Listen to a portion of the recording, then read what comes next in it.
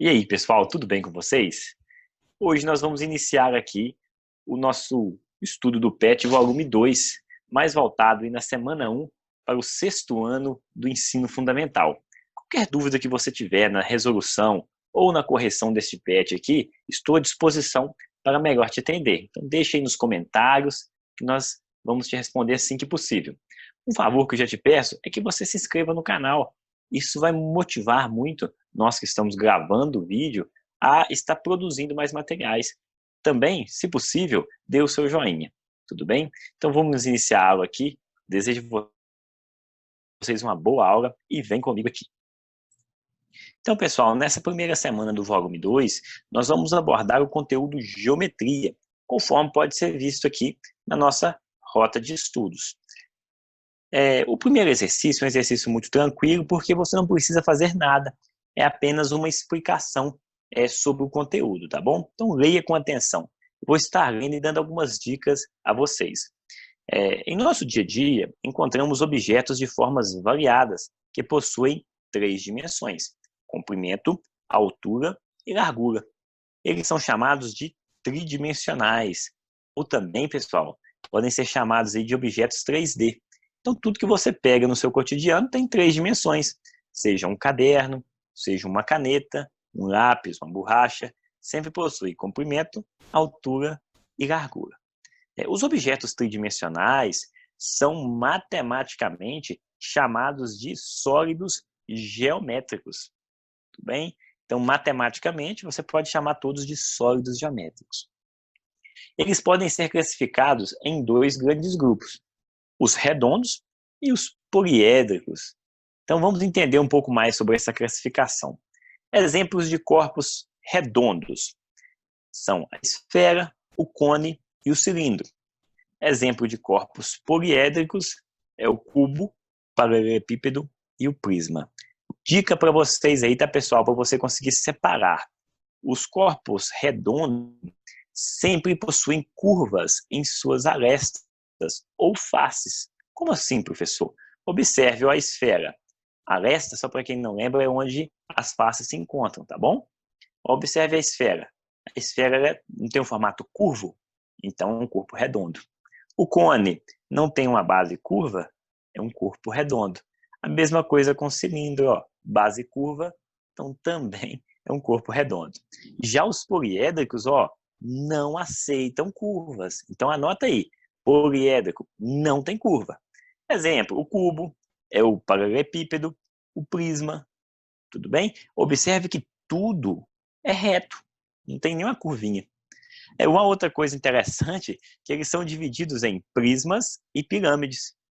Observe, todos os três exemplos que o PET deu são prismas. Como assim, professor? Não é o cubo? Mas, ó, a divisão funciona assim. Prisma é que possui uma base. Observa que a base, né, possui uma base e no seu topo, ou na parte superior, possui outra lateral idêntica à base.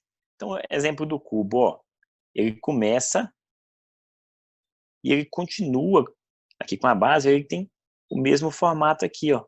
Então, isso aqui pode ser chamado de cubo ou pode ser chamado de prisma quadrangular.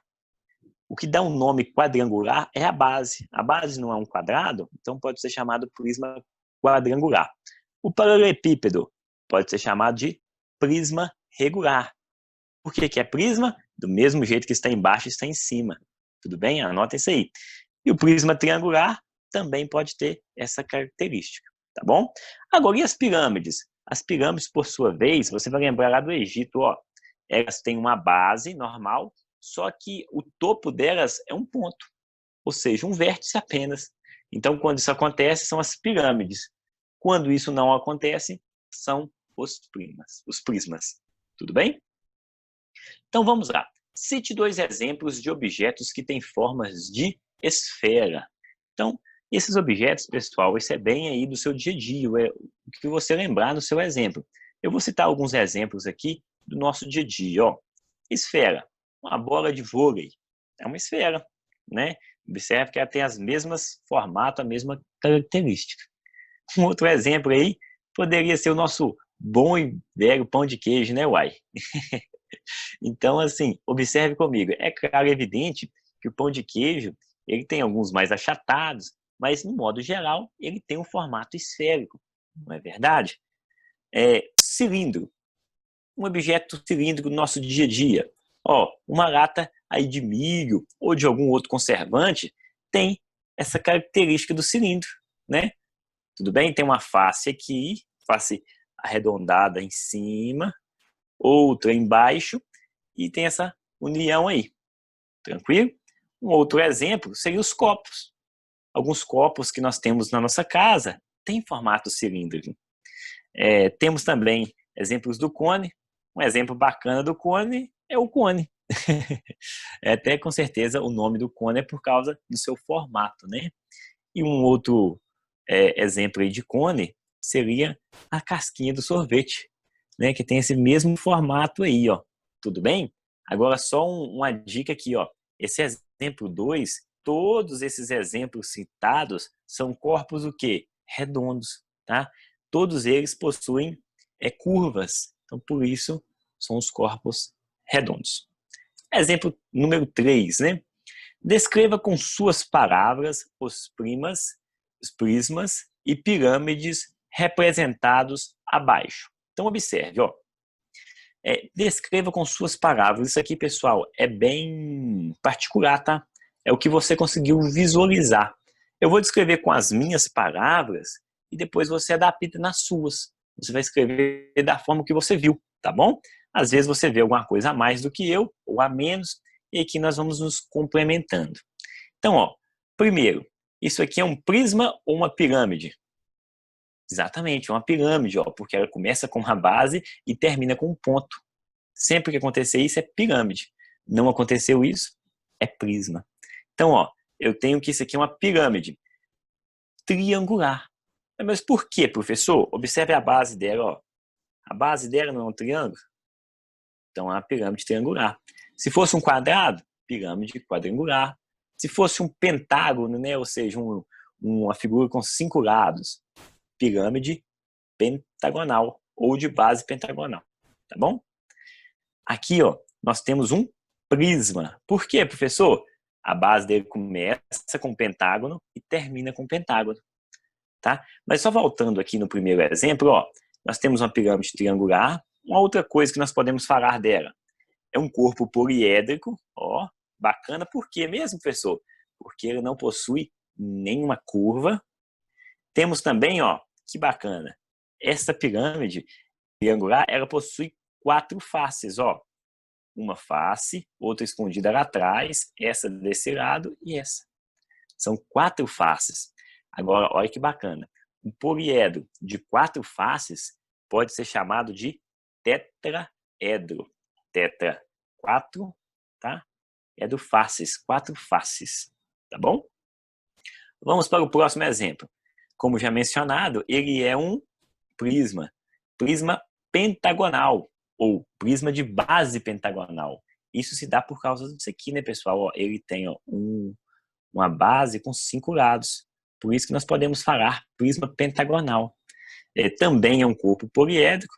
E esse, olha que bacana, ele possui quantas faces? Vamos contar? Ele possui 5 faces verticais e 2 horizontais. Então ficariam 7 faces no total.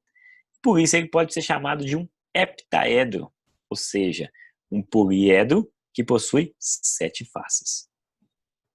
Por fim, aqui nós temos um prisma hexagonal, devido a sua base ser um hexágono, né? 6 lados aqui. Também é um corpo poliédrico, possui 8 faces. Por quê, professor? Ó, são 6 faces assim, porque ele é um hexágono, né? 6 faces na vertical.